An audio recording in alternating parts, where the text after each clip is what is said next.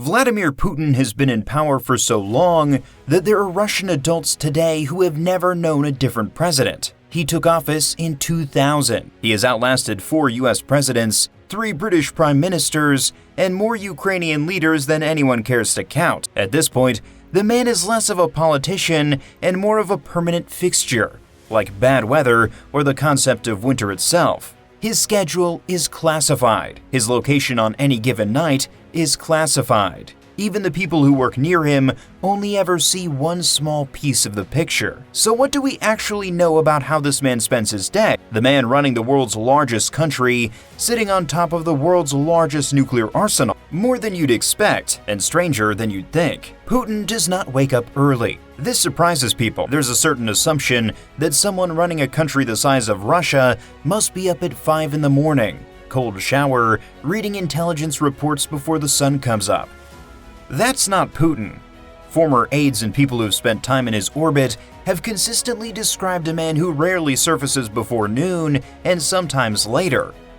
The reason isn't laziness. His actual working day runs deep into the night.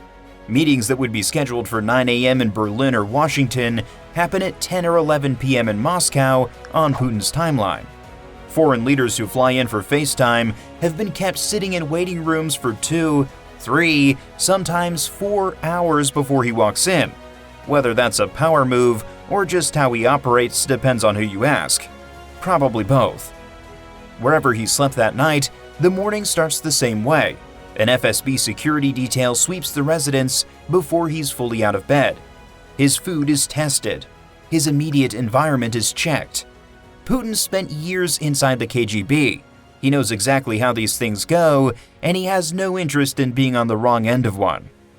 The location itself changes regularly.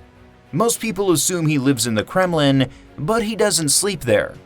His main residence is Novo-Ogaryovo, a government estate in the forest outside Moscow. He also uses Bacharov Ruche down in Sochi on the Black Sea.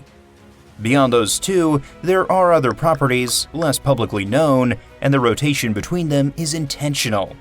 He has spoken about this himself, not in interviews, but in the kind of offhand comments that get noticed. Routine is a vulnerability. He doesn't do routine.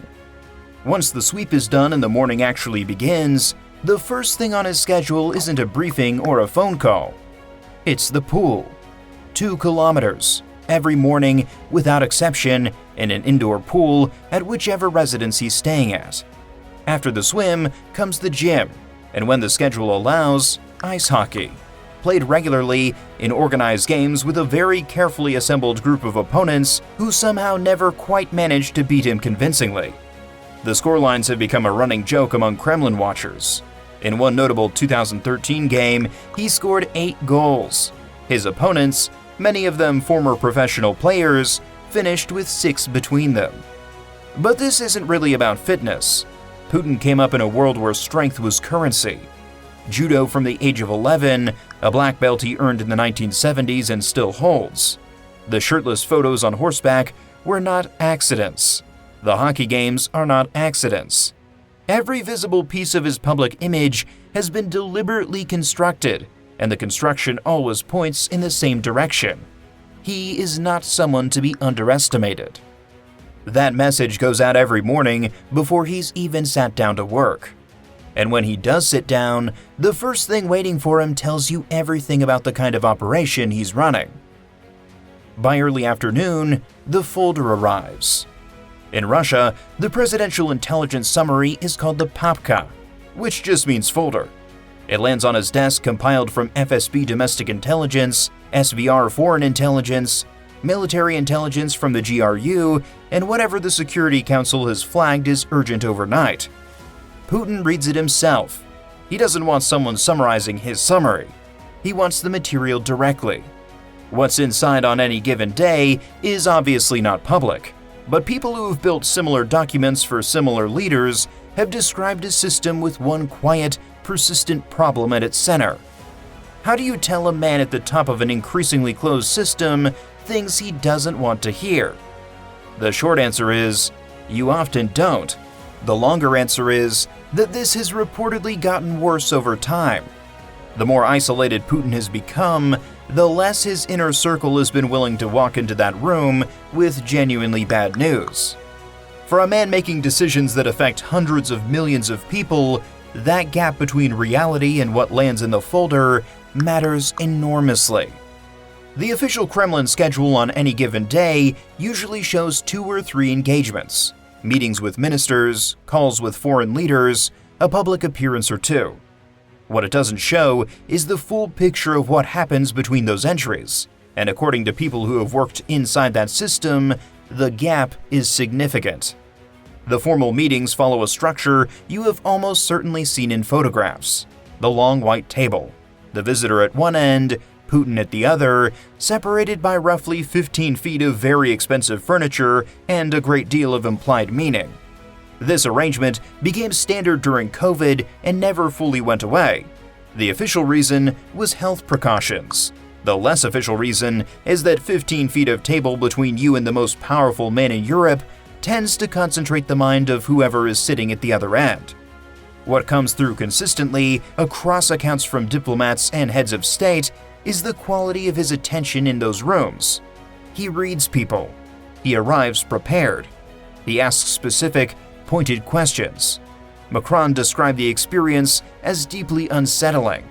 Boris Johnson said that he felt physically threatened. Whatever else you think of the man, no one across that table has called him disengaged. The meetings run late. Everything about his day runs late.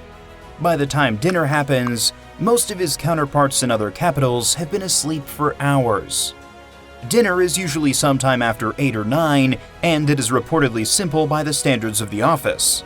Fish, meat, fruit, buckwheat porridge, quail eggs. The food tasting protocol that started with breakfast continues here. This is not paranoia for the cameras. This is a man who knows exactly what his enemies are capable of because he learned from the same playbook. He eats with a small circle, not large dinners, not the kind of hosting other heads of state treat as part of the job.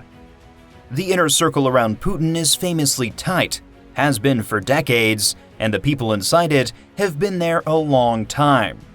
New faces don't appear easily. Trust in that world is built slowly and lost fast. After dinner, the night opens up, and this, according to multiple accounts, is when the real Putin shows up. Late night is when the mask comes off. People who have spent time around him say the version that shows up after midnight is nothing like the one in the press conferences. The long calls with foreign counterparts happen now, extended sessions with security officials, conversations that never show up on the public schedule. Before sleep, there is reading. History, almost always. Ivan the Terrible, Peter the Great, the Soviet collapse. His speeches have referenced these texts by name for years, not as footnotes, but as frameworks. Eventually, the security sweep happens one more time, the residence is secured, and the president of Russia goes to sleep. Tomorrow, the rotation continues. Different house, same folder on the desk. 25 years. Same man, same system. The food gets tested. The location changes every few days. The circle stays small. None of that happened by accident, and none of it is going away. He came up in a world where knowing too much got people killed, and where not knowing enough got people killed faster. He has spent years trying to stay on the right side of that line. So far, it's worked.